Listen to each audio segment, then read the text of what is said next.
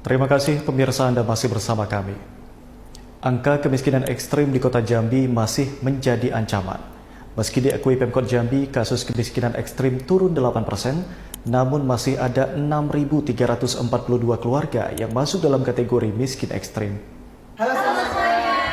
Perkenalkan kami dari kelompok 1 yang akan mendiskusikan tentang kemiskinan dan kesenjangan ekonomi. Kira-kira teman-teman kita mau ngapain dulu nih? Kenalan dulu tuh gimana? Kenalan dulu deh. Oke, perkenalkan nama saya Tri Julian dan alhamdulillah dimandakan sebagai moderator.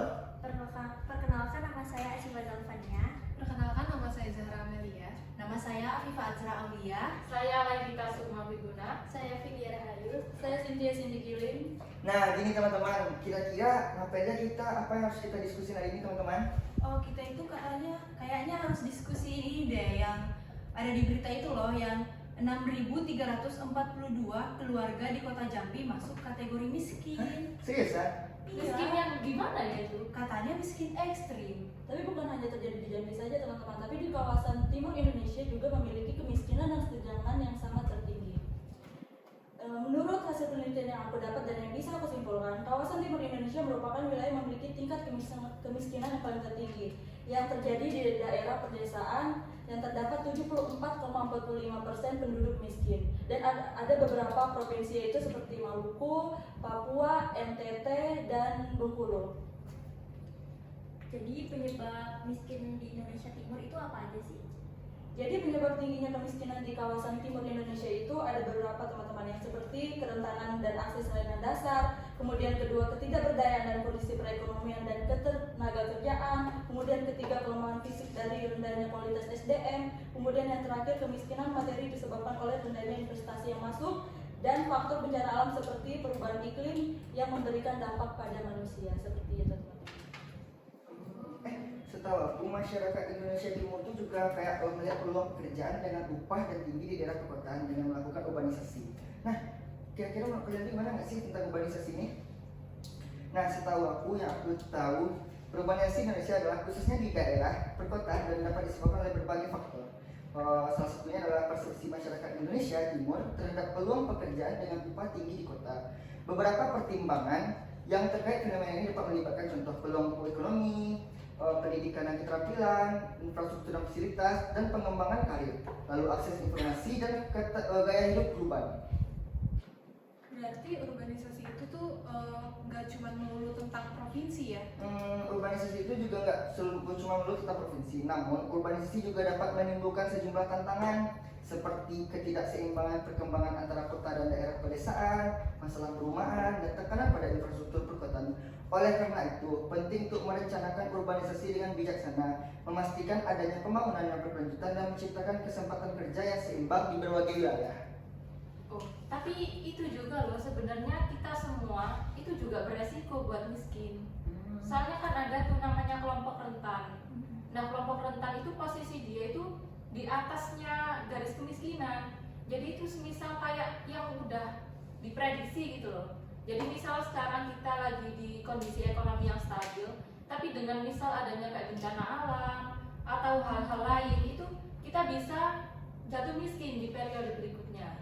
Kemudian ada juga nih, menurut pasal 5 ayat 3 Undang-Undang Nomor 3 Tahun 1999 itu, menurut hak asasi manusia, yang tergolong di kelompok miskin ini itu ada kayak ibu hamil, kemudian lansia itu juga masuk kelompok miskin.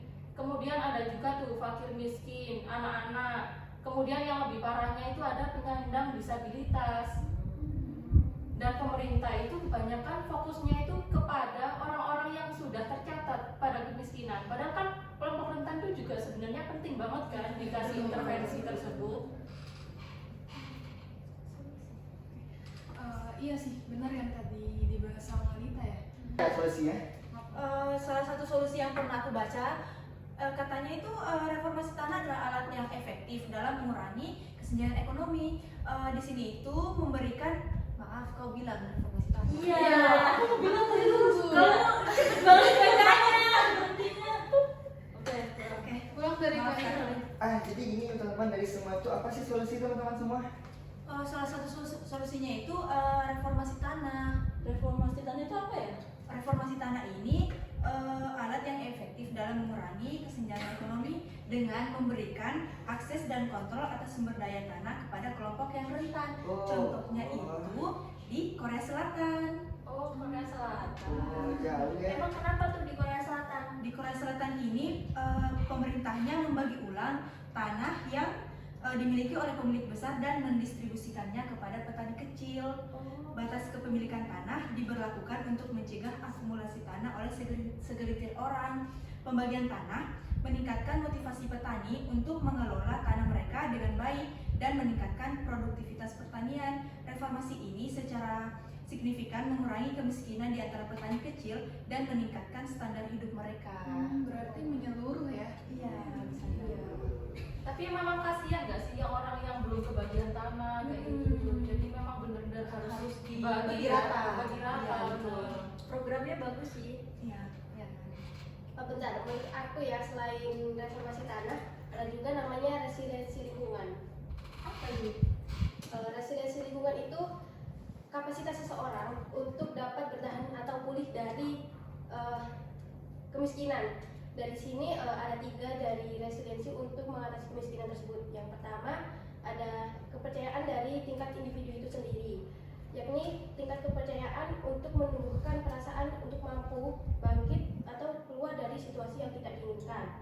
Yang kedua, ada pemberian dukungan ekonomi dan sosial melalui bentuk pendampingan kepada masyarakat miskin yang dapat menumbuhkan perasaan empati dan optimisme. Dan yang menurutku paling penting adalah melalui pendidikan dan training untuk meningkatkan pengetahuan dan keterampilan yang mendukung kemampuan kerja mereka.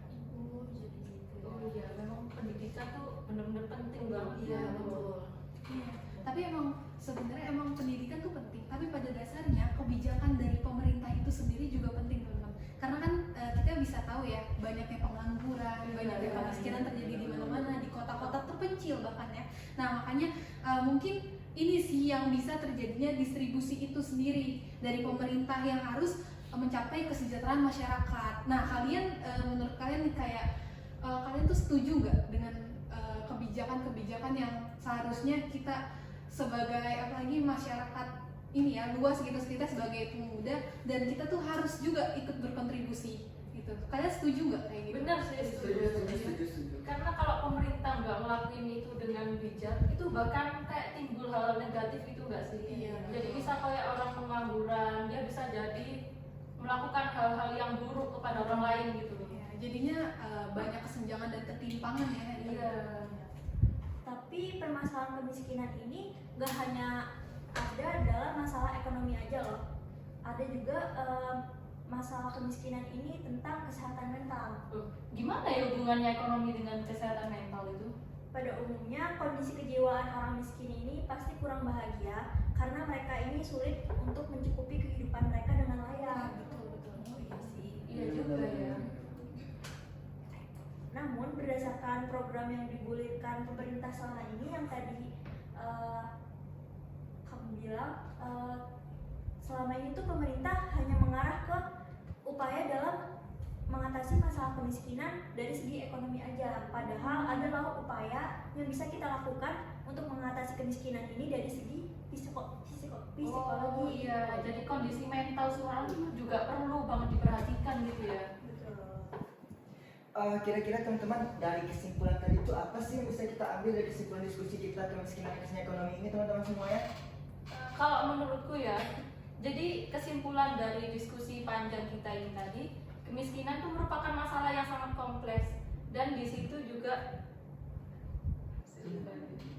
jadi kemiskinan jadi menurut kami dari diskusi ini kemiskinan itu merupakan masalah yang sangat kompleks karena bukan hanya dalam segi ekonomi tetapi juga seperti yang disebutkan tadi ada pula kesehatan mental yang perlu diperhatikan. Kemudian di sini pemerintah itu mempunyai tanggung jawab besar buat mengatasi kemiskinan dan kesenjangan ekonomi yang ada di Indonesia gitu. Oke teman-teman semuanya, mungkin cukup sampai di sini hasil diskusi kami dari kelompok 1 tentang kemiskinan dan ekonomi. Mungkin kita bisa say goodbye teman-teman semua. Bye.